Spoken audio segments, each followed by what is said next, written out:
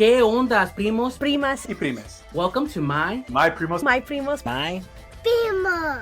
podcast. My name is Freddie. My name's Kevin Garcia. My name is Elia Maria Madrid. Well, this is Chikuma, whenever I can make it. My Primos podcast discusses all things fandom and pop culture, From comic books, Movies? To whatever obsession we have this week. but with a Latine Latine. Malatine. perspective. Remember, we're all primos, We're all primes. We're all primos. no matter what part of the world we're from. Uh-oh. It's recording the whole time. There you go. I'm waiting for John to do it. It's John's, right? It's John's turn. He's too busy recording. Yeah. All right, here we go. ¿Qué ondas, primos, primas, and primes? And welcome back to my Primos podcast. My name is Primo Freddy.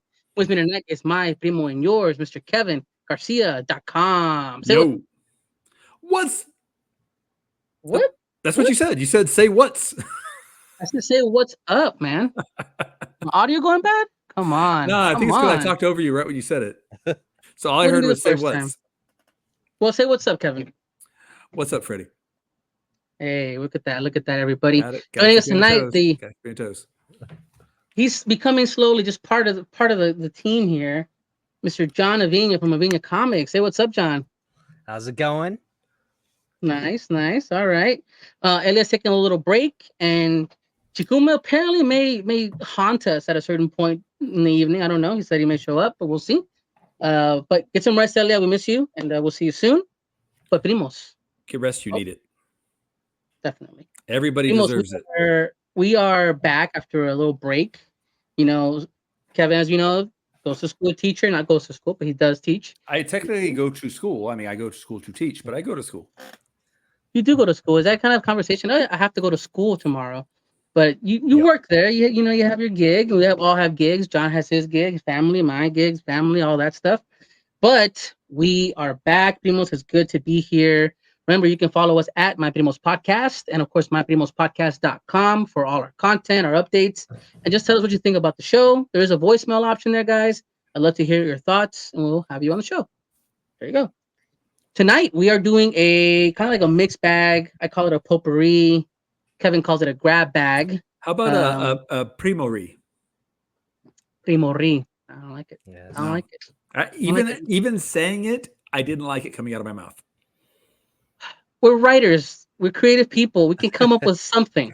Okay, we're all writers, but one of us has done a lot more writing lately. John, how should we put this?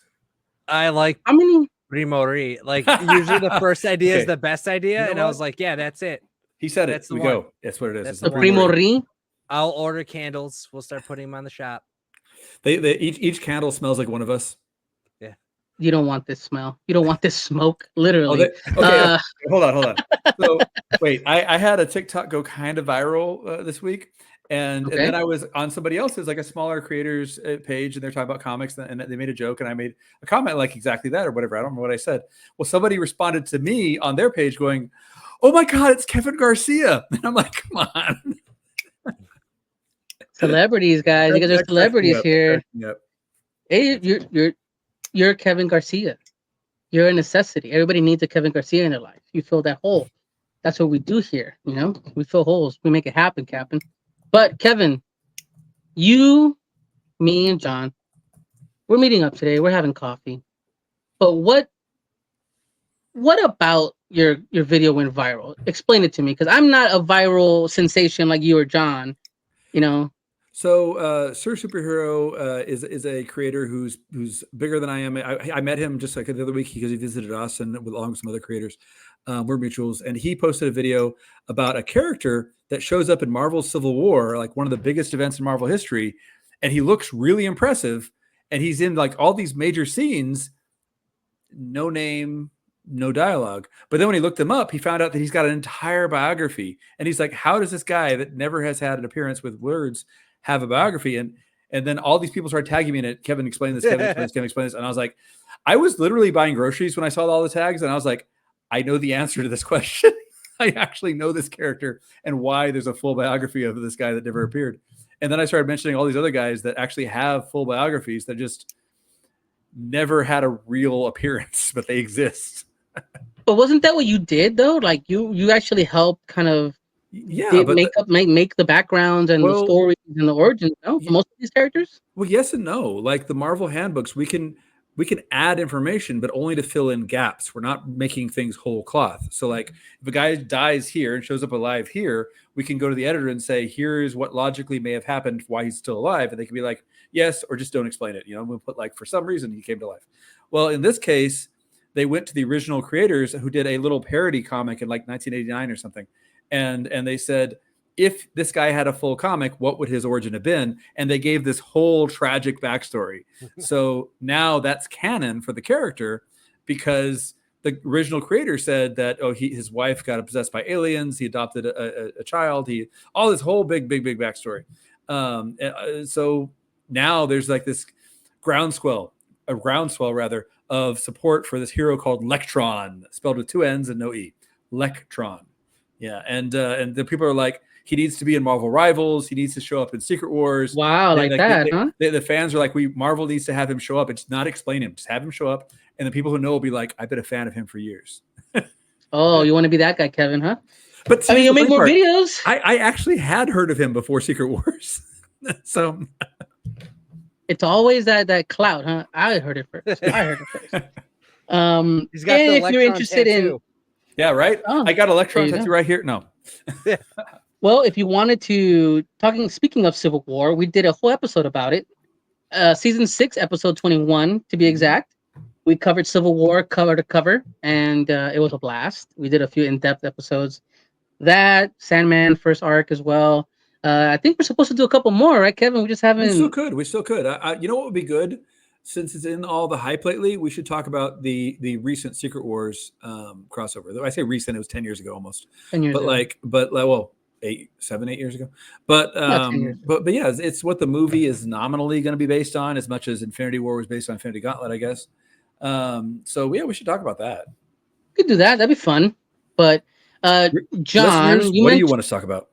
What do you want? John, I wanted to talk to you because I was following your live. Speaking of TikTok, I watch it a lot. You go live pretty much almost every night.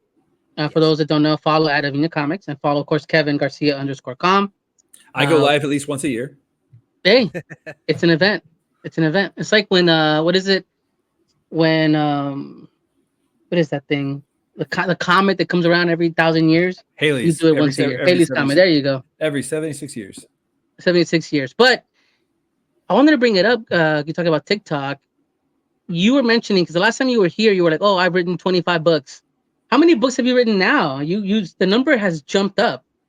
I meant 38. God damn, man. 38 books. Fuck. Yeah. How do you sleep? Do you even sleep? Do you Not sleep? Really. Not lately. It's just been like, all right, well, I'll get this one done. And then I was like, oh, we'll start. And then we just started a webcomic. Our first. Hey, what? I didn't know that. Yeah, so it's going to be for our Patreon, and we have a free tier for people too. And it's basically it's called Eddie Valentine. It's like a parody of John Constantine. I like the name already, though. Yeah, it's like a kid detective story about like a vampire who got turned, he's just been solving mysteries this whole time. It's got a lot of really fun characters. I've been sitting on this idea for years, but I never knew how to tell it, and I wanted to do like a weekly comic that I can just give to people. I found an artist, so I wrote the script. I gave it to him. I was like, just give me it in segments, and we'll start making it. So the first one's going to be out in like a week or two. And then it's just going to be through Patreon only and stuff. So, okay, so your Patreon, and I'm assuming it's on your links, right? We can find it's Patreon there. Patreon like .com Avina Comics. So I was going to say you've been good at branding across. Pretty good at branding across. Not only that, but you're also doing. Speaking of Patreon, you're starting a subscription for your TikTok, right? Yeah, so we're going to start interviewing different creators. Mr. Kevin Garcia is one of them. I feel like I agreed to something. Yeah, and we're gonna do like just live conversations about like creating things, comics, art, that kind of stuff. Just talking about the process, because a lot of people are asking me for like tips and advice, and a lot of it is like collaboration. And this way, I get to collaborate with other writers, artists. We have 2 guests lined up so far for sure. Colin Bunn, who wrote for like Image, Oni Press. Good guy. Yeah. and Jim Terry, who is an image artist. He did one of the Lockjaw variants. So he agreed to come on too. So talking to them about just their process, and it's like little half-hour just conversations about making comics. That's cool, man. I'm excited. I joined the subscription, by the way. It's surprisingly, it's not something. I mean, dude, it's $3, $4, and it's like it's 100% worth it, man.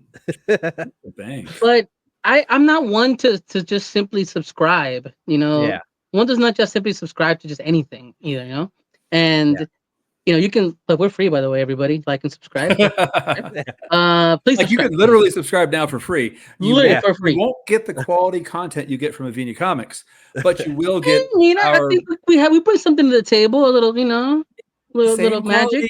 But it's a similar quality. It's a similar. Different flavor. It's a different flavor. Yes. Little sabor, different sabor. You know what I mean? But yeah, like I dig what he's doing. I join his lives. Are fun. I mean, everything from just random off questions and just it's fun. And I'm excited to have these conversations and listen and learn. And dude, for $4, it's not bad at all. So go out there, follow, subscribe, check them out. Definitely.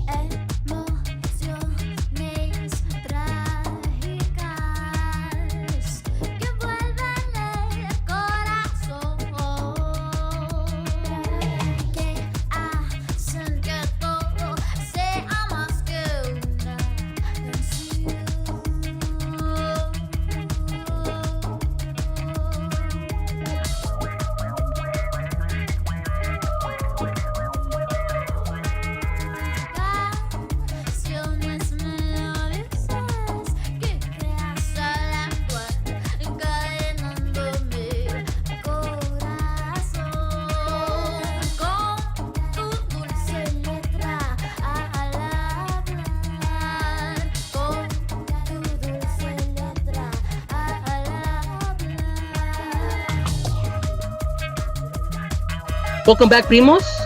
We're back here together again. We're going to talk about The Boys. So, I've had this conversation offline and kind of just comments here and there, but we never really sat down and had the conversation of has or is The Boys now just a shock show? It's no longer there for substance. And should it have ever existed? Ooh, you're going a little deeper, Kevin. Okay. That's a bad take. Well, maybe not a bad take, but definitely a hot take. Yeah. So let's just preamble this with, we're going to spoil stuff. This is The Boys. It's at this point, it's already been out. You can go watch it. If you don't like The Boys, don't watch The Boys. Skip this section. But we're going to spoil some stuff, right? At the end of the day, we're going to have a conversation, and it merits the fact that we are going to have to kind of pinpoint specific things. But we'll be sensitive to it as well. I'm not going to just literally lay it all on the table, but I think that we'll have to kind of pinpoint certain things just to make sure the conversation makes sense. So, forewarned, and go from there. So the episode where Christopher Lloyd shows up as Wolverine. Best one, right? Yeah. No, but so The Boys is based on a comic that I had read some of, but was definitely not a fan. I'm not a big fan of edgelord comics. You know what I mean? And there are certain times where that made sense. Okay. So like, I wouldn't call Alan Moore's Miracle Man edgelord, but it definitely was that first to really push that envelope of like, what if superheroes, but bloodier and more violent, you know? And then the kind of the zenith of that was like Veitch's Brat Pack and stuff like that in the late 80s, where it was basically over the top violence and gore, but there was a premise to it. There was the purpose of Brat Pack was, why are adult superheroes taking children into battle? So yes, it was very overly sexual and overly violent and all these other nasty things, but it had a message to tell. It seems like the message of The Boys, flat out said by the creator, is just, I hate superheroes. Let me show you how much I hate superheroes. And so I couldn't get into the comic. And then they made a TV show out of it. It seems to be slightly toned down, believe it or not. But I couldn't get past season one. It's not that I can't handle gore and stuff. I watch a lot of horror movies. I watch a lot of like really intense stuff. It's just so not for me. What about you, John? What is your take on The Boys? I didn't like the comic either. I liked Garth Ennis because I liked Preacher, and he was like, Preacher's real messed up, and I was like, it was, but Preacher was telling a story.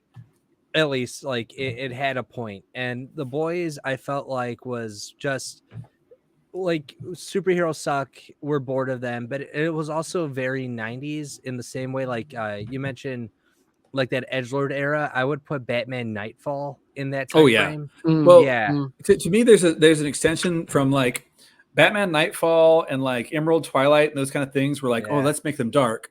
Where it's edgelord is like Mark Millar's Nemesis and stuff like that. Where it's just like oh, let's just be brutal for the sake of being brutal because it's funny. You know, and it's like, don't get me wrong, violence can be funny, you know, in certain contexts. So look at Tex Avery. That's a running theme though with The Boys, right? If we go to it, because it's let's be so, and this is, I hate to use the word because I feel like I'm turning my back on 20-year-old me, right?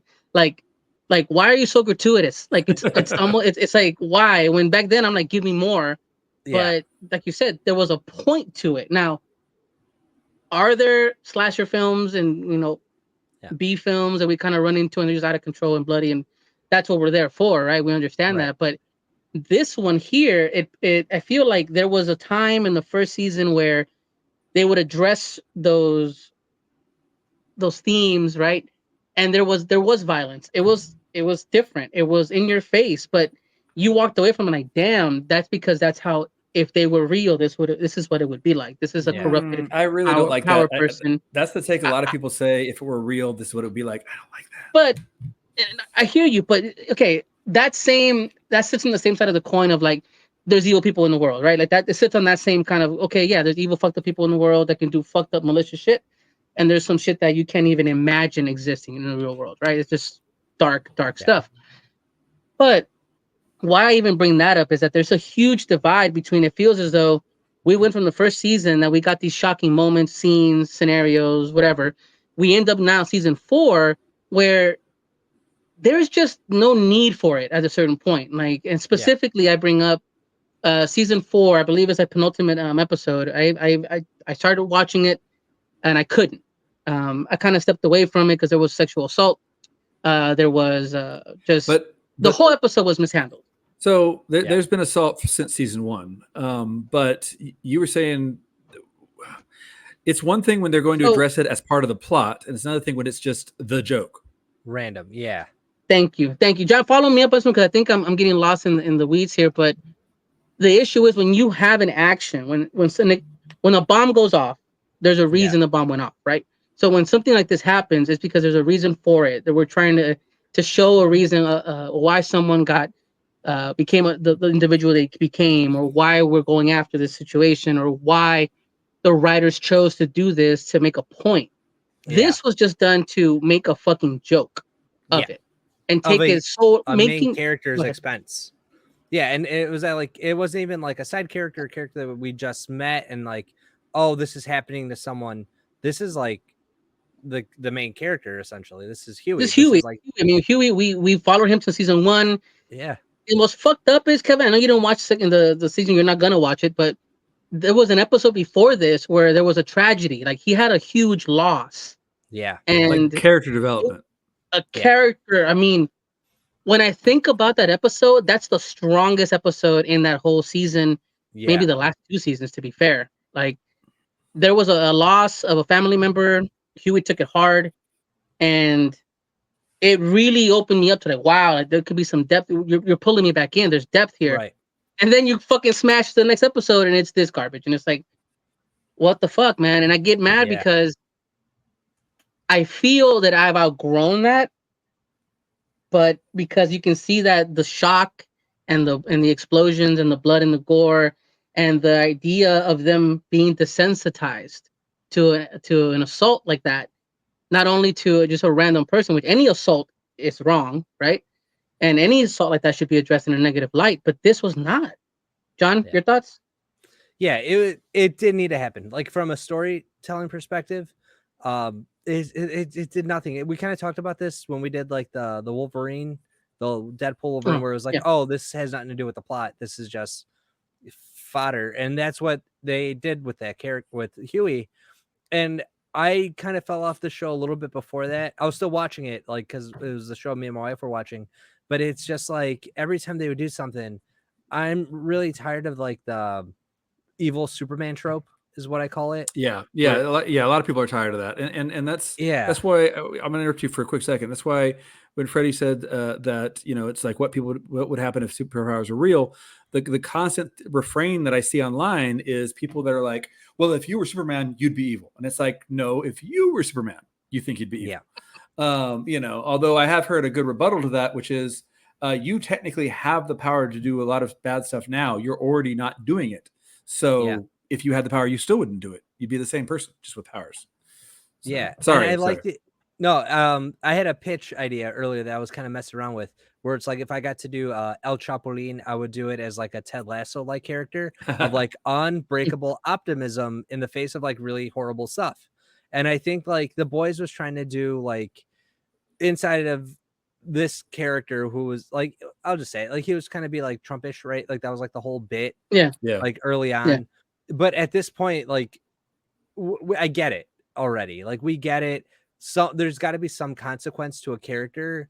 Like someone's got to be held accountable on this show. And every time they introduce someone that could make them be accountable for like these terrible things, they just write them off, or they're just like, oh, they got hit by a bus or they got killed because there really is no consequence. So I was just kind of like, we get it. It's been 4 seasons of like, look at what he said, and he's riling up like this side of the group. And I'm like, yeah, it's been there. They literally in this season, to kind of touch on that, they literally the Starlighters and the Homelanders, firecrackers, like you said, that's a Trumpish thing. Yeah, firecrackers and all that. Like they literally are parodying what's happening in the political scheme right now. As people that have been watching the show, because like I said, after season 1, I gave it all of season 1. It didn't disgust me. It just didn't see a reason for me to come back. Yes, people have watched it. And I think a lot of people I know immediately said, okay, we see who they're making fun of. But then the idea that in this current season, so many of the fans have been like, wait, they're making fun of us?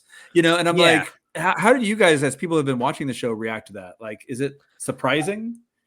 I kind of figured that maybe they weren't getting it, because I would see people posting Homelander memes, but like not getting the joke. And I was like, oh, well, they didn't get it when it was happening. Like they didn't get like Trump didn't want it kind of a thing. I don't know how political it is, but like obviously that's who it was about. And I'm like, if they weren't getting it in real life, they're not going to get it in fiction. Until fiction literally just held up a mirror without look what we're doing. Yeah, they didn't even try to hide it, because there's a character, her name is like Firecracker or something like that. And basically Stormfront, right? Is that the one? Not Stormfront. No, the new character in the new season. And she's like a literal Nazi, but there's like one who's just Marjorie Taylor Greene in a spandex suit. Okay. And that makes sense. Because it was with Stormfront, so many people were like, no, she's not that. And I'm like her name is Stormfront. That's like, what that is. Yeah. Yeah. And even when they showed like people like, oh, Stormfront was like a Nazi term, it was a Nazi thing, they still didn't get it. Like the Stormtrooper it's a Nazi thing. Yeah, and Stormfront is a alt-right white supremacist website. So yeah. And I was like, it's literally right there. Like that's when the show is smart, and it like keeps me kind of involved, because I was like, oh, I know that. And then I hear other people that didn't know kind of get educated on it. And I was like, okay, cool, we're doing something. But then they never followed through on the consequences of it. And I'm like, are you pandering to them, or are you making fun of them? Like, I don't think they knew how to handle that. And it was just, it got messy. And then the last episode thing happened, and I'm just like, oh, okay, I'm out of this show. Like, I know it's got like 1 season left, and I feel like that's it like announced. Yeah, they're making one more. I think it needs to. That's the end. There's nothing more they can do, man. It has to end because, like you said, if you have to kill the big bad eventually. Like you said, Kevin. Like this evil being cannot just go unchecked. Yeah. Well, forever. You can have a tragedy, but acknowledge that it's a tragedy. As it is, it's almost like, yeah, it's funny because he can get away with evil stuff, and it's like that doesn't. You're missing a point here. You're either going to make it a tragedy or make it a heroic effort. One or the other. They try to he had a tragic upbringing. This is how he was raised. Like they try to give you that, but it's too late, too little, and even at that point, what he's doing to avenge himself it's fucking just like at this point, I'm just watching the guy just blow people's heads up, and it's like okay, Which, I'm don't done. get me wrong, I could go for that. I loved the movie Rubber. If you guys haven't seen Rubber, it is a beautiful movie about just blowing people's heads up. It's great. Flubber wasn't like that. Robin Williams didn't do that. He bounced on shoes in a flying car. It's still bouncing in a car. Okay. It's still bouncing in a car, but no, it's Rubber with an Different R. kind of Is it the bouncing. tire? Yes, it's the one about the psychic tire. Yeah. It is a beautiful movie. It is beautiful. Yeah. Well, we talked about that, right? If we sign up for that type of movie, that type of film, cool. And then the Boys is trying to, what I felt at this point looking back, it's like, okay, it's a war of escalation. It's like, okay, I'm gonna get worse, crazier. Now it's so far gone that we're desensitized to Homelander and what he does and what he says, and we go, yeah, the joke is so in your face, like John said, that this is the joke showing you how extremist this character is and what it's based on for Trump, and the fact that we are being desensitized to ignore it and almost go like, oh, okay, that's just what they do. And the same thing goes for that last episode, which is why I want to tie it back to that. We should never get to the point where an assault like that should just be, oh, that's just what they do. You know what I'm saying? Like that type of action, regardless in what medium, there shouldn't just be, oh, that's what they do. That's not the way I want to enjoy the content. And I see enough dark shit in the real world. When I do escape to dark shit on, for creative purposes or enjoy horror and what have you, use dark tales. Mm-hmm. There's a reason. The ones I can respect, there's something that comes out of it. I learned something out of it. This one, it just turns me away altogether. So I'm surprised I'm saying that. Well, but being such a big fan of it. Compare it to another Amazon Prime show, Invincible. That one had, in the last episode of the first season, it's so memorable, they made a pop of it, which I think is ridiculous, Funko Pop. It was gore on top of gore on top of gore, but it served a purpose. And not only that, throughout the series, if you watch that first season again, there was all these moments of violence in the background that characters weren't acknowledging. And it was not to say that, oh, it's just funny because it's violence. It was that it was always under the surface and they weren't aware of it. It's not that they were like, they knew about it and left. They just weren't aware of it under the surface. And so when it finally boiled over, it was a shock to everyone. Whereas I don't feel like that's what the Boys ever attempted, right? No. Yeah, and like Invincible is a good one to compare it to because like it is very graphic, it is very brutal, but it all serves the show, right? It serves the purpose of the show and what it is and what Omni-Man and Invincible can kind of do and all that. And then oh my god, all the people that want to fight them against each other. Sorry. And like even that, it's like what Homelander has never fought anyone as strong as him. No, where Omni-Man has repeatedly. Right. So I'm sorry. I don't want to get into that argument. I'm sorry. Here I am getting into the who would win fight. I don't want to do that. I don't want to do that. But it's a really obvious thing because there's already a couple YouTube videos about that. There are so many. Yeah. I didn't even realize that was a debate. But I've gone and kind of ties into this. Like media literacy is like really dead. Seriously. And like everything I post now, I'm just like, how can you take this wrong? And then the first comment is someone taking it wrong. Like I had a mute comments on a video I made about Zorro. I saw that. I was about to comment on that video and I was like, oh, they muted it. And I was like, did he mute all his comments? No, just this video. And I was like, oh, what happened? It got real out of hand real fast. Like people calling me terrible things fast. And I was like, oh, okay. I got to ask, why from Zorro? Was it like a racist thing or? Yeah. Like, of course. Other Latinos were other Latinos were like real ride or die for Zorro. And I was like, you're just settling for what they gave you. And not realizing that he's like post-wartime propaganda. Yeah, he really was.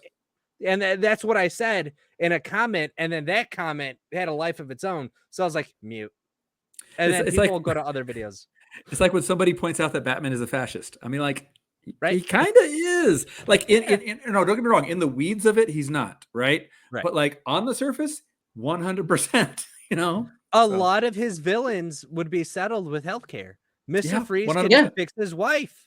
Yeah. Man-Bat just wanted to heal people. A lot of them were trying to do something nice, and a lot of them legitimately needed help. We need healthcare. I get it, and the bat gallery is showing us. Okay, we should do that for the propaganda posters when you go vote for propositions.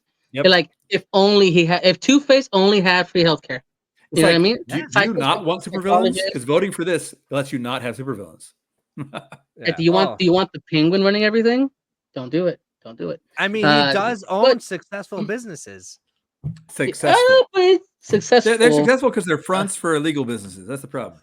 But everything's lavado de dinero, right? Why is there a fucking business here that sells Frito pies and I never see cars there ever, ever?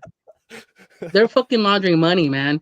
There's no way a Frito pie thing exists. Whenever I see like a small used car lot that never has a single customer there, but it's been there for decades, I'm like, yeah, that's what it is, man. That's what it is. I want to be the kill. Go ahead. Yeah. I stopped at a sub shop by my house because it was called like Godfather Subs, and I was like, oh, it's like Italian subs. I went in, they were surprised to see me because they don't have customers. We don't use customers. Why are you here? Yeah, they're like, what do you want? Actually sell food. Yeah, it's like they made me the sandwich, and then it's like they were like getting me out, and I was like, all right, like fuck. You got your food, leave. Was the sandwich even? It was garbage, right? The bread was like 5 weeks old. Yeah, pretty much. Do we have bread? Yeah. We need to write that scene. Like, hey, I want a sandwich. Oh shit. Hey, is there bread? I thought we were a pet store. I thought we were a fucking pet store. Like, no, man, there's sandwiches now. Oh, yeah. Give me like 10 minutes. That'd be funny, man. Yeah, I want to see the kid that's 16 years old going for his first job at the Frito pie store and just sits there, you know, like, and no cars show up at all. I'm not gonna lie, I would go to a Frito pie store. Like, if they specialize in Frito pies, they better be amazing. Is that a Tex-Mex? Have you ever? So Frito, it literally is like. You remember? It's a Tex-Mex thing. Do you ever have chili Fritos?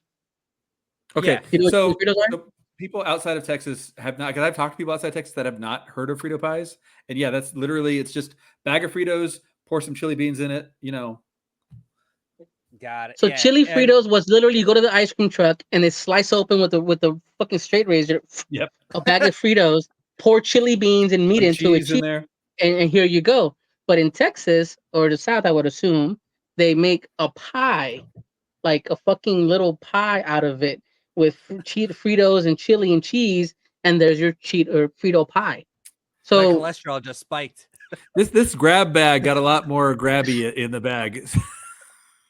There's a bag, all right, of cholesterol, but yeah, me and my wife make a joke. We always drive by this place. It's the Frito pie place, right? Because we're like, there's no business at all. There's nobody there, but they're there.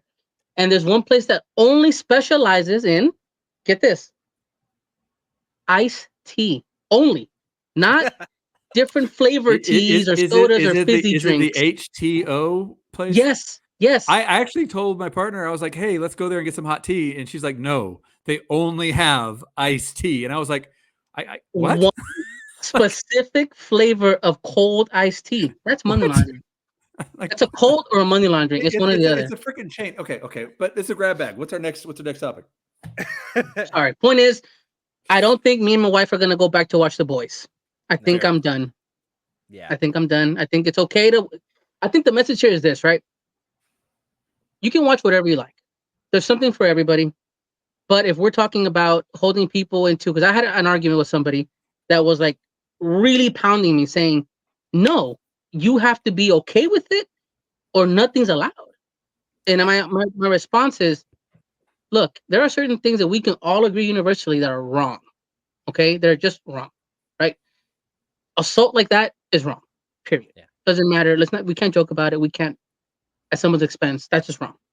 But I have the right to fucking change the channel, turn it off, skip an episode if I want to. You can enjoy all you want. You can have those nightmares and those night terrors for it. Enjoy that. But you shouldn't have to hold somebody to your expectations when it comes to that.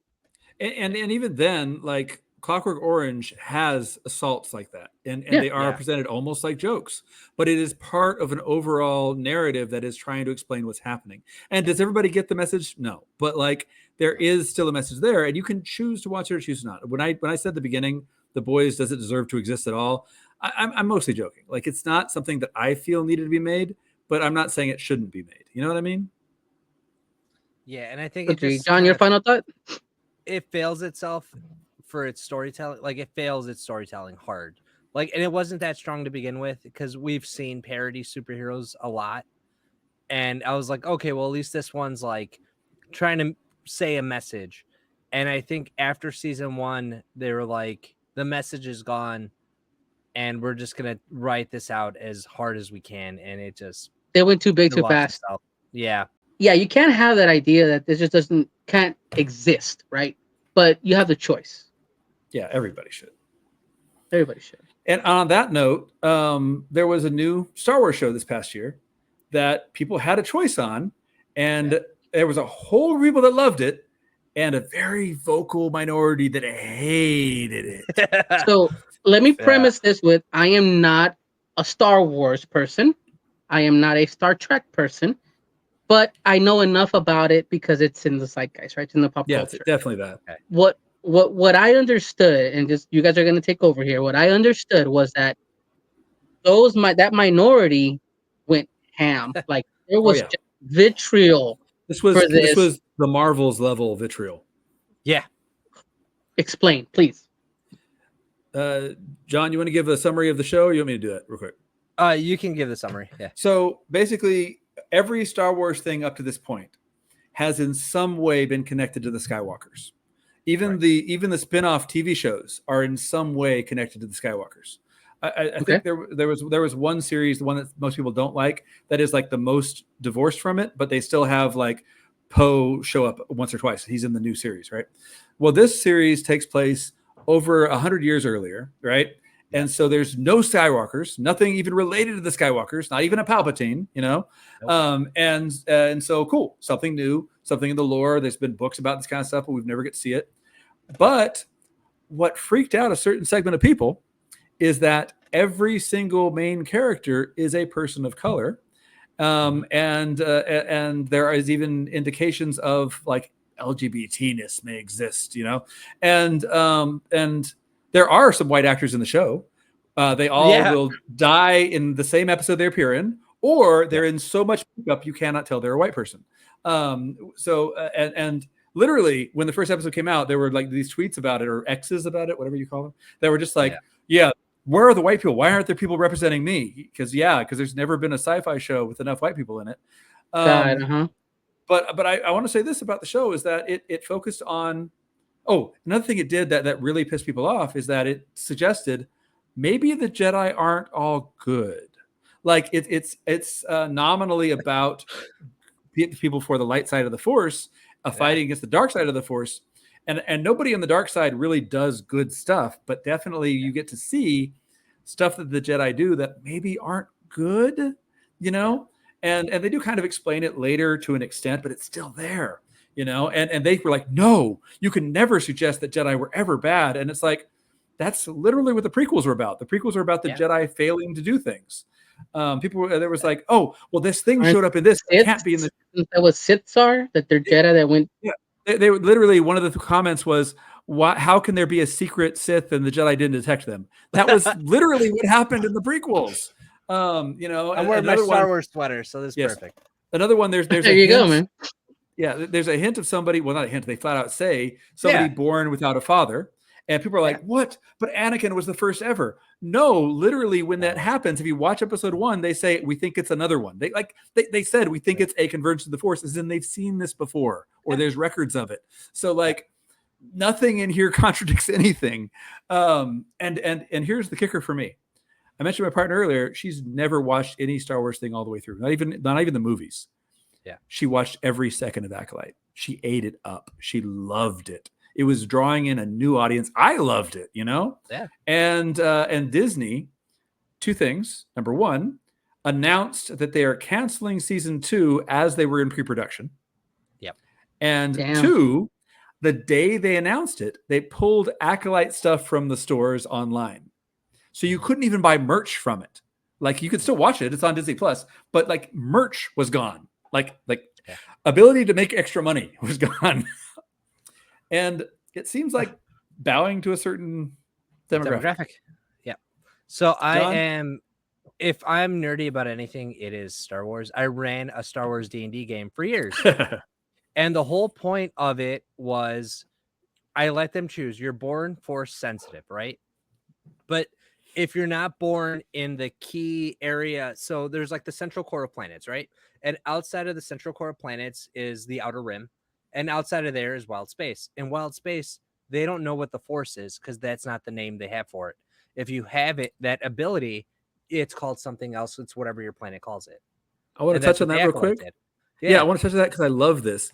One thing that gets a lot of people that are like casually trying to get into Star Wars is, why is there an ice planet and a desert planet and a blah, blah, blah? Well, the big thing for me is, how is everyone in the entire galaxy the same religion? Well, it's colonialism. Right. It's flat out colonialism. 100%. The Republic colonized most of the galaxy and said the only religion allowed is our religion. So what's really neat about this show is it shows some like religions in hiding that are trying to still follow their own faiths, and the Jedi are basically like, we don't trust them because they're not Jedi, which says a lot about Jedi, you know. And I love that. Yeah, so one of the things with that is the Jedi aren't allowed to have an army because of their colonization, because they've taken over. That's why they have the clone army, right? In Star Wars, they have like Attack of Clones, because they weren't allowed to have it. So then Jedi breaks the rules and builds his own army because he is like, one day we're going to need it. And that's what Sifo Dyas did. So there's nothing but rules that say the Jedi are going to screw people over, right? Because and this was a part of my D&D story that I'm glad kind of works. And it was, when a child is born, they're born into the Force. A lot, like if you're a Force sensitive child, you're born and the Force will tell the Jedi, we got another one. Yeah. It also tells that to the Sith. So then the Jedi's job is to come to you as a new parent on a planet far away from anything and say like, hey man, that kid is going to get taken by some evil people, possibly. So give him to me. We're going to take him to a school where you will never see your child again. Yep. Which flat out, it's flat out what they say. The Jedi flat out say you will never see your family again. But at age 3, you must decide if you want to be a Jedi for the rest of your life. And early on in Jedi religion stuff, because Acolyte touches on all this pre-Old Republic stuff, right? It's like this early Templar days.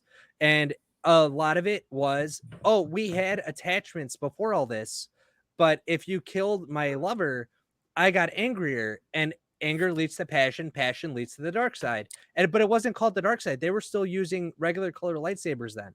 Yeah. The red came from later. They wanted to film like an anti-religion, right? Yeah. Like they wanted their own thing, and that's when it became its own thing.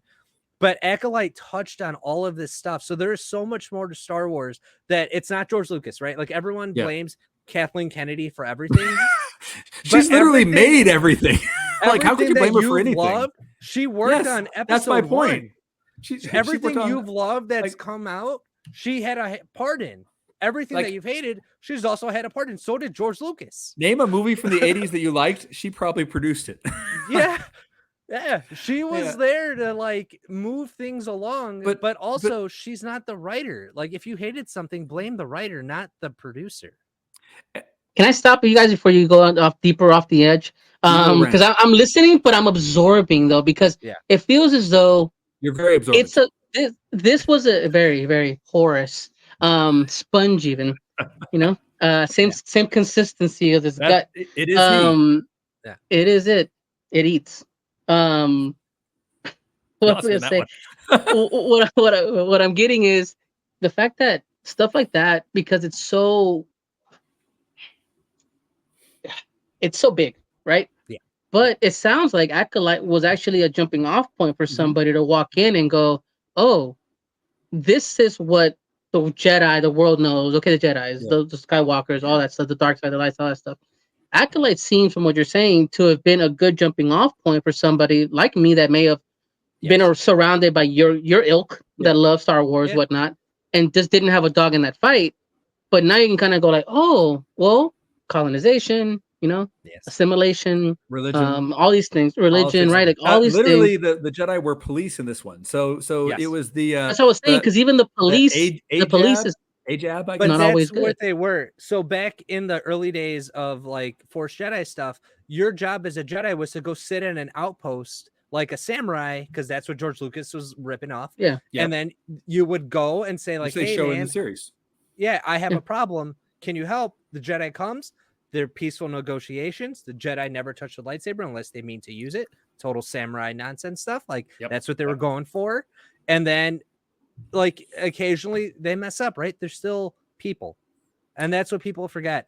Because they're So like, because well, it was brown people and LGBTQ people and they canceled women. the- And then women. there's they It's all the main established. characters are women. Most of the main characters are women. So you know Darth Maul, pointy, the guy with all Yeah. the pointy stuff. So he Yeah. belonged to like this tribe of people called like the Night Sisters, Yes. and they were witches that bent the Force to their own thing. And but they were show up not again, Sith or Jedi, which made them evil because they weren't one of them, you know. and then they show up in Mandalorian. So me as like a Star Wars fan know like, oh yeah, Night Sisters, they're in They were a Mando. big part of Ahsoka. And it already exists. Oh yeah, it was Ahsoka, and like they already exist, so we already know that. So to see another organization group use the Force as something else, and everyone lost their minds, I'm just like, You know, it's fantasy because there's a third political party that doesn't exist in real life. Yes, exactly. So- Well, no, but that's the thing. We're getting fourth and fifth ones, which is really crazy. Like Maz Kanata, Lupita Nyong'o's character from the J.J. Abrams movies. Yeah. You know, she was a Force user that was not Jedi or Sith. I loved, as much as those movies were, I loved that she existed there. But I the want to say something guy else. in Rogue One, the guy with in Rogue One with the staff. Well, so he Force was a sensitive. Jedi who did not have the Force. Like he was everything that was a Jedi, but he did not have the Force. He believed in the light, but he wasn't a Force wielder, and he touched. wasn't. Yeah. Yeah. So I was like, this is perfect. Exactly. But I want to add something else to this series, which is for everybody that was like, I'm hardcore into the lore and they're changing it, which we've already established they weren't. They also showed for the first time stuff on screen that had never been shown before, like how a lightsaber turns red. There's been prior. So hold to on. this, Stop right there. Stop right there. Both of you are gonna answer this for me then. I thought you paid a exorbitant amount of money in front of a guy at Disneyland and chose your colors because through crystals. Isn't that how you get your colored sabers? So you go to Disneyland. If I you go, turn this camera, there's a wall of them. Oh, I've got two on. I've literally got two hanging on my wall over there. Okay, so here's the thing: if you go to Disneyland and you're going to see like a blue one and a green one and a there's yellow different one, colors, and you might see a purple one, right? But if you go, hey, do you have any red ones? He says, "Give me your hand." And then he cuts you and you scream in pain and then he gives you a red one. That's how it works. Really? No. But like what I'm saying is in the pre-Disney era, there was kind of like, well, there were no rules. You know, they were just like, we have colors, you know. But when Disney codified the lore and said there's too much shuff, you know, they said, all right, well, how do lightsabers turn red? And there was this establishment of it takes effort. And they made this whole comic book about Vader like burning his lightsaber. And this character doesn't do this whole pain thing, but we learn through this show extra steps that made sense, which is number one, that the emotions were there, whereas Vader had to like fight for them because he'd been trained Jedi his whole life.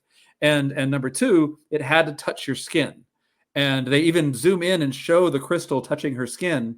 And then it starts turning red against her will. Like she isn't even trying to do it. It just happens because she's got so much anger in her. And I'm like, this is so cool to see that. As soon as I saw that happening, I was like, oh my God, we're actually seeing it for the first time. But was this, seeing it for the first time, but has it ever been hinted at before? Yes. In the books, in the tie-ins, but never. I don't know. I didn't watch the Clone Wars cartoon. Did they hint at it in the cartoon? No. Okay, so in the tie-in, in the literature, you know, which this one brought in a lot of stuff for the literature. There was some background character in one of the first episodes that a lot of people caught that I wouldn't have caught, that hasn't shown up since the Knights of the Old Republic games. You know, that type of alien. It wasn't a character; it was an alien type. And I'm like, that kind of lore is just beautiful. And here's the thing. Here's the thing. Let's leave all that aside. The story was good. You have, we first start off with a whodunit, then it becomes almost a family drama, and then it becomes literally an epic good versus evil, full on, battle. So you have these three different things as this short series goes through in the season, to the point that it has some amazing battles. And that's where we get to the other thing halfway through the series that got a ton of fans, which is Manny Jacinto. Oh God. The goofy idiot from The Good Place is now a sex symbol thanks to Star Wars. Yeah, man. Like, and not only that, he was cool. And nothing is cooler in Star Wars than a cool bad guy, right? Oh yeah. Darth Vader, Darth Maul, Grievous. Like, the cooler the villain, the better your Star Wars movie is. The only thing that's not cool about him is he doesn't have a cool evil name. He's only in the subtitles. He's just called the Stranger. So right. But we would have gotten to it. And then in the second season. That's kind of the thing that bothered me too. So the show, I liked it. I feel like they could have condensed it and then given us more of like that second arc of it right after that. So like the ending of it could have been the halfway mark of the show. And then like let it play out a little bit more on what happens to the characters after that. And I would have been super happy. Yep. But I still like the show because it was giving me all the stuff. Because as a Star Wars fan, there's like the George Lucas era, the like 4, 5, and 6. And then Timothy Zahn is this writer who wrote like all this extended lore that George Lucas just said, sure. Yeah, the books. And that was awesome. And that's all we really got. And then 1, 2, and 3 came out. And then Samuel Jackson's like, I want a purple lightsaber. I would only call the George Lucas era 1, 2, and 3 because 4 was mostly his wife. 5 and 6 were other directors doing stuff that he didn't fully want to do, but he got signed off on it. Yeah. So 1, 2, and 3 are the only Star Wars things that are 100% George Lucas.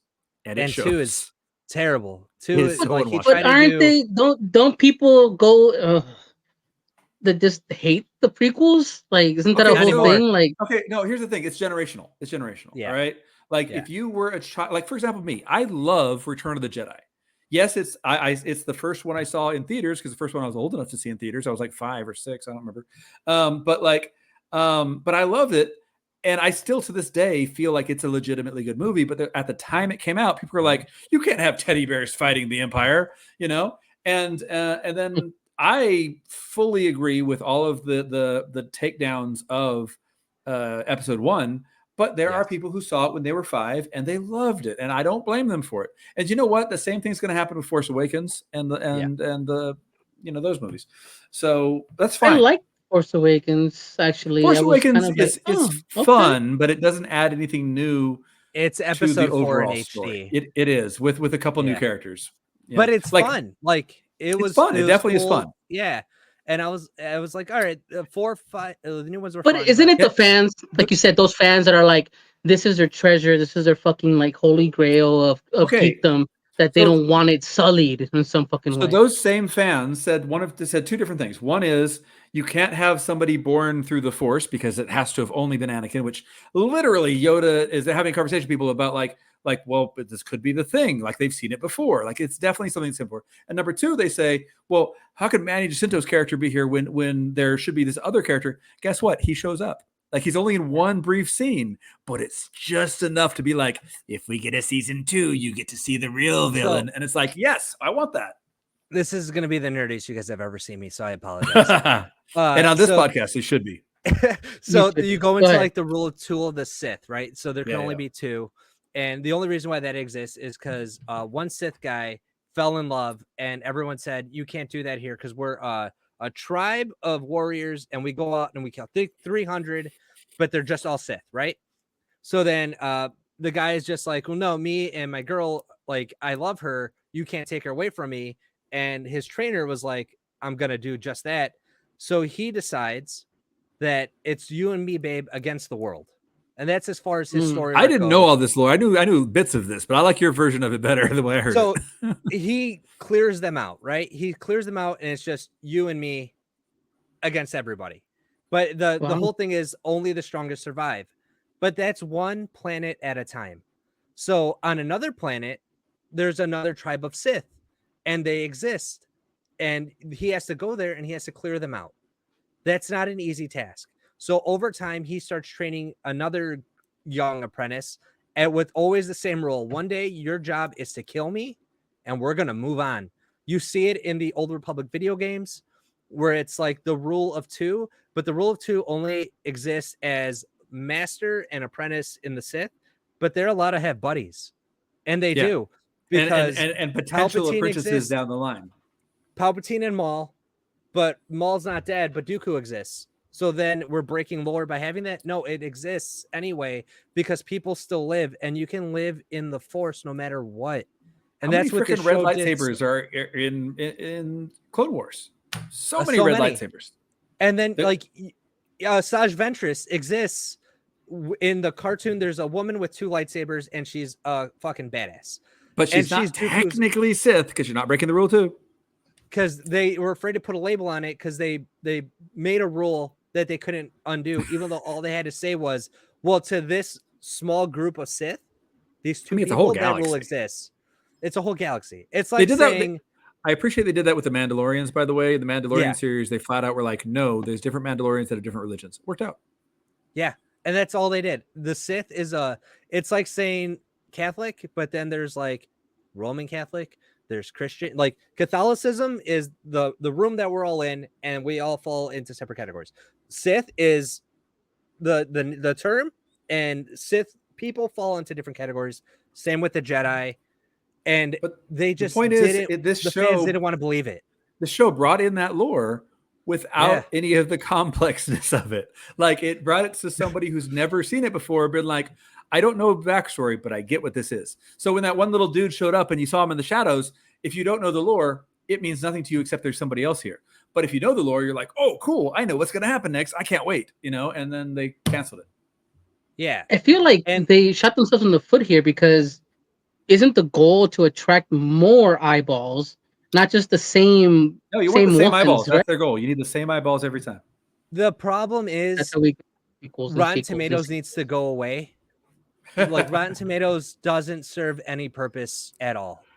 You know Pan's what? Labyrinth doesn't have 100% score on there, and that is just not Pan's Labyrinth true. amazing. But it's hands down once amazing. You get rid of Rotten Tomatoes and film review scoring, and you just focus on we're releasing the movie. If you don't like it, whatever.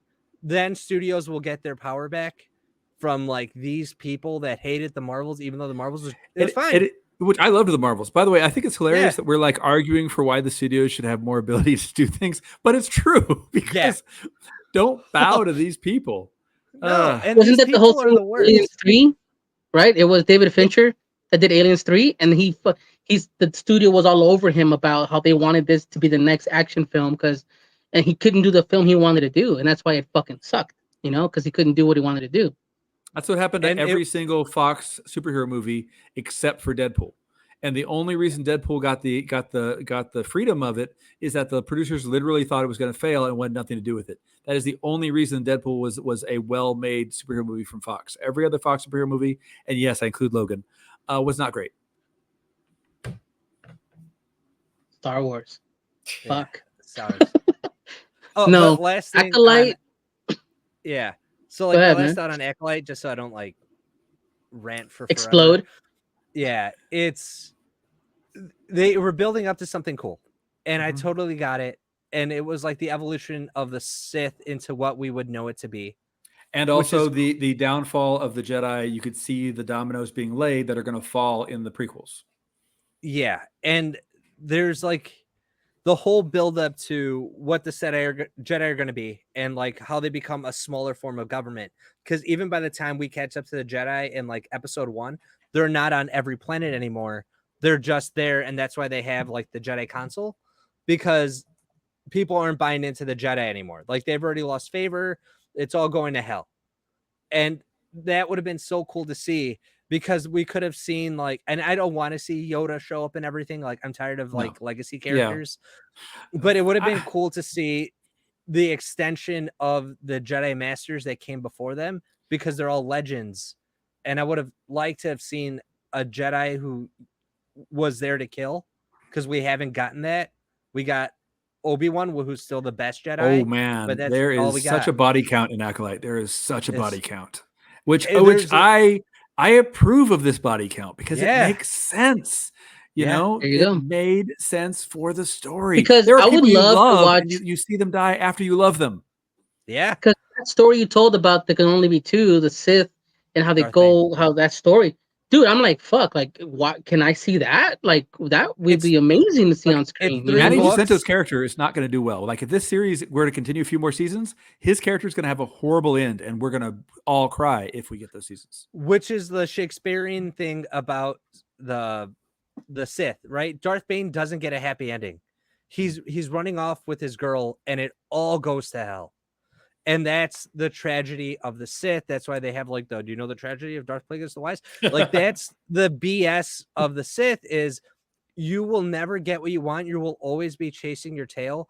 Maul is the guy pushing the boulder up the cliff for forever because that is what the Force wants. And that's what these nerds don't get is like what you want from the Force. Like everyone wants who's the alpha, or I hate when people do like the power count for like Goku and stuff. Yeah. But that's what they want from Star Wars. And I was like, listen, the Force is going to take away from one to give to the other based on what it needs to survive. It doesn't care about you. I want to get one last thing on this too, and that is as they are announcing the cancellation, which by the way, for one of the few times ever in my life, I actually signed an online petition to bring it back. As they're announcing it, there's a new show supposed to come out in the next few months called Star Wars Skeleton Crew, which is also live action. Only the premise here is that what if we aim to show at kids? And I don't mean little kids, but I mean it's like Stranger Things, Goonies, more like Goonies. So it looks like, in fact, even to the point that if you watch the trailer, there are bits that look like they're in the 1980s Earth, and that's not what they are. They're on another planet, but like you got a galaxy this big, why can't you have a planet that looks like that? Go for it. You know what I mean? Yeah. I was going to touch on that, because I feel like Star Wars has always been in this little bubble for being about space and the unknown. Like it's almost making itself small. Yeah, but it's making itself so small. Like this, you need to be open to the fact that there's so much more that could possibly exist. And it does. In like other forms, you get really cool Star Wars stories. There's a comic called Dr. Aphra. It's amazing. It's Indiana Jones in Star Wars. As a mad scientist who sometimes worked for Vader. And it's so cool. And you get really cool side characters. And the best Star Wars is written by other people. And that's like Timothy Zahn, the guy I talked about, his Star Wars saga after that, so great. But when Star Wars gets into the hands of storytellers, it expands, it blows up, it's beautiful, it's like a whole thing. And then when you just take it and you're like, oh, these people don't like this, they got mad at lightsaber whips, and I'm like, we've been talking about that for years. That's been around since the 90s. Yeah, there's a comic called Birth of the Force. And it talks about how like some of the first Force users were Wookiees. In Clone Wars, there's a Wookiee Jedi. Well, that's wooden lightsaber, right?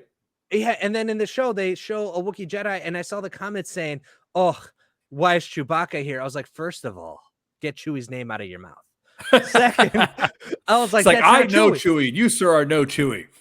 And then like just to piss off the last of the nerds, if they want to argue about lore and Star Wars stuff, whatever you say is invalid because the Star Wars Christmas special is canon, and which that means that Chewie walks around naked because he wants to, because everyone else in that world is close. That has always freaked me out because I'm like, the canonically, the Wookiees have been part of the bigger Galaxy Republic for like 5,000 years at least. Yeah, they know clothes exist, and we've seen them wear clothes. Yep. Chewie is a nudist. Yeah. Carrying his mom's nice. gun around. Hey, sorry, you know what? Sometimes what does Kevin say? It be that way sometimes. It do be. You know? It do be. It do be. It dooby do. Even in a galaxy far, far away. But Primos, we have fun here. Went to a Star Wars deal, which I did not see coming. But this was fun. His grab bag kind of opened up a lot more. And you know what? You guys got me interested in reading a little more about Star Wars. So I think I may dive into some of the books, comics. I think that's maybe where I'm going to kind of pick your brains for that. Primos, let me know where I should start, because I'm sure you all have, opinions. But before we wrap up the show tonight, I want to just thank, of course, John, Kevin, always being on here and just kind of spending time with us, eking out together, right? Is there anything that, Kevin, I know you usually have like a convention coming up, something coming up that you want to just kind of announce and let people know about? That way they can kind of keep an eye on for it. Well, by the time this comes out, I will have already been at Armadillo Con in Austin, which is the longest running convention in Austin. It's a sci-fi convention, not a comic book convention. So there's no cosplayers, and it's much more of a, let's say, a subdued crowd, but still a lot of fun. And I'm apparently going to be interviewed by a puppet. I was, they signed me up originally to be on a panel talking about Chispa Comics, because they've got Coneja coming out soon from Chispa and Scout Comics and the 13. But then when I got the email, they said, "Here you are. You're on this panel with a puppet." I go, "What?" And they go, "Oh, sorry, we didn't mean to put you on there. Do you mind being interviewed by a puppet?" I said, "No, I want to be interviewed by a puppet. Puppets. I would love to be interviewed by a puppet. So I'm going to be interviewed by a puppet." I also have Comic Indie Con in Houston on the 21st. That is, it's just exactly what it sounds like. It's all about indie comics. It's really great. I'll be in San Antonio on October 5th for Casa, which I'm looking forward to a lot. I'm going to be there with Freddie Lopez Jr., who did the cover for World's War Comics, which is delayed. I know, backers, it's delayed, but I'm getting it done. It's all of the stuff that required other people is done, and now it's the one-man show, and that's the hard part. Which, John, that's why I'm always jealous of you. And then what do we got here? Then I have Meximericon on November 2nd in Austin, which is exactly what it sounds like.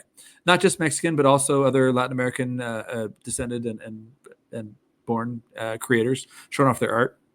And I got I'm gonna stop there. I got more. I think. I'm gonna stop there. Yeah. Then it's like it's close to our end of season, right around November. So it's when we kind of shut down the season. It's crazy that we're getting to that point. You know, it's getting there. It's getting there. John, I know you have stuff coming up. I know you have events and some new books that have come out or are coming out. So what did you want to share with Primos? So coming out is Familiar Dungeons 2. It's really fun. I had a lot of fun writing that one. Lockjaw number 3, which finally gives everyone what they want. Just like the whole second half of the book is one long fight sequence, and his jaw actually gets locked from illness. It does, right? You see it actually if you go back and you read the books. You see his jaw gets stuck. Like that's the he got bit by a tick. Joke. That's what happened. Yeah, he can't sing anymore. So like, yeah, well, that's true. No. Yeah, I know. I forgot because I read the first issue a while back, and I'm like, oh yeah, that's right. Yeah. So and then issue 3 is coming out, and then Burrow number 2, which is like my Redwall. It's Redwall meets Mandalorian. It's a mouse knight is sent out to protect a newborn prince until he's ready to come home. The trip ends up he has to come back earlier because now there's a threat, and that's where book 2 is gonna pick up. Cool. And you have any conventions coming up?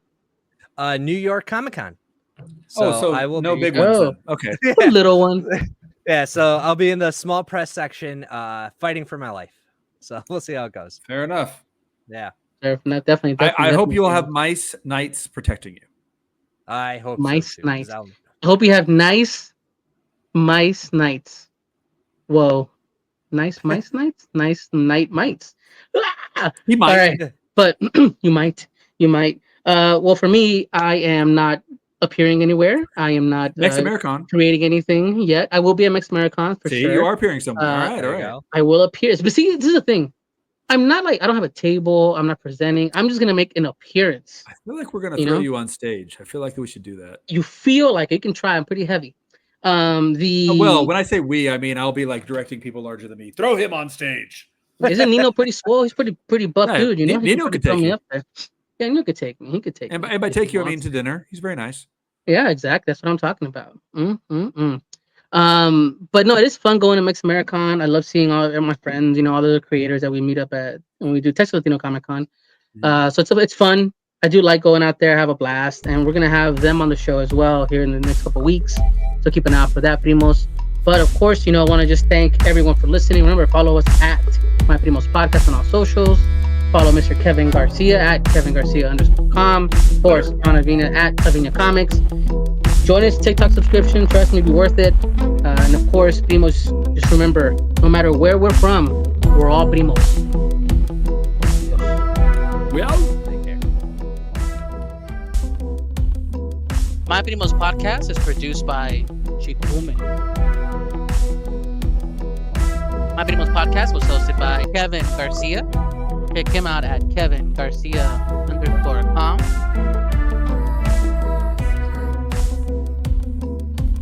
I want to give a special thanks to our guest host, Mr. John Mavina from Mavina Comics. Check him out at Mavina Comics. And of course, I'm your Primo Freddy. Thanks for listening, Primo. Check out the website at myprimospodcast.com. See you next time. Adios.